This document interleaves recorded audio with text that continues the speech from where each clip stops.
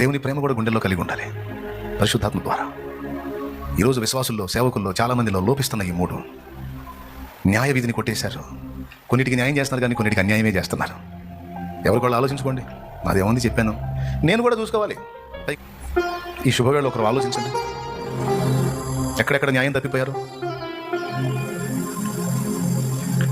భార్య బాగున్నంత వరకు ఆమెను వినియోగించి ఇప్పుడు కొంచెం బలహీనపడిందని భార్యను విసర్జించడం న్యాయమా?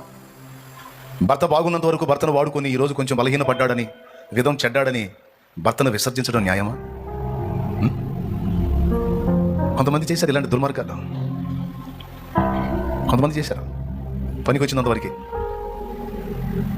భర్తకి దుర్మార్గం చేశారు కొంతమంది, భార్యకు దుర్మార్గం చేశారు కొంతమంది. ఒకవేళ తెలిసి తెలియక అడుగులు జారితే దేవుని క్షమాపణ అడిగి దిద్దుకోండి. కప్పుకోవాకండి, ఒప్పుకోండి. దేవుడు నిన్ను ప్రేమిస్తున్నాడు, పశ్చాత్తాపడు, మారు మనసు పొందు. ఇకనైనా జాగ్రత్త పడు. నీ భర్త బలహీనుడే కావచ్చు, నువ్వెందుకు బలహీనాలు పోతావు? నువ్వు చూపించాల్సిన ప్రేమ నువ్వు చూపించు. నువ్వు దేవుని మనిషివి కదా, దేవుని సంబంధివి కదా. నీ భార్య బలహీనాలే కావచ్చు, నువ్వు చూపించాల్సిన ప్రేమ నువ్వు చూపించు తమ్ముడు. నువ్వు దేవుని మనిషివి కదా. సరిదిద్దుకుందామా? కళ్ళు మూసి తలలో వంచి ప్రార్థన చేద్దాం. జాగ్రత్త.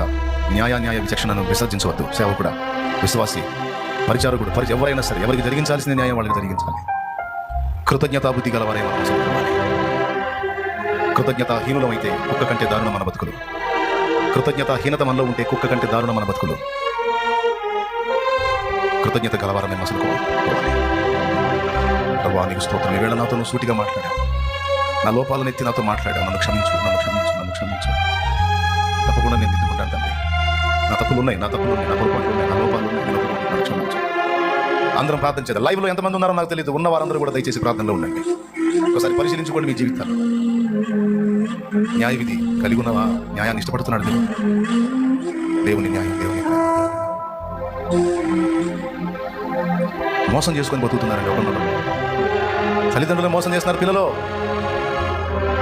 మోసం చేసుకొని బతుకుతున్నారు. ప్రార్థన చేయండి. నన్ను క్షమించలేదు. పశ్చాత్తాపడండి. మీ పాపం ఒప్పుకోండి. నేను కొంతమందికి చేయాల్సిన మేలు చేయలేదు, నేను ఒప్పుకుంటున్నాను, నన్ను క్షమించు దేవా అని ఆయన పాదాలు పట్టుకొని పశ్చాత్తాపడి ప్రార్థన చేయండి. అప్పుడు దేవుని సమాధానం మీ జీవితాల్లోకి వచ్చింది. అప్పుడు మీరు కలిగి ఉన్న రోగాల్లోంచి విడుదల పొందుతారు. అప్పుడు మీకు వచ్చింది స్వస్థత.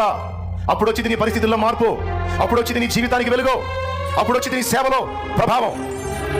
నీ బుద్ధి మారాలి. నీ వంకర టింకర బుద్ధి మారాలి. నీ లోపాయికారితనం మారాలి. నీ చెడిన మనస్సు మారాలి.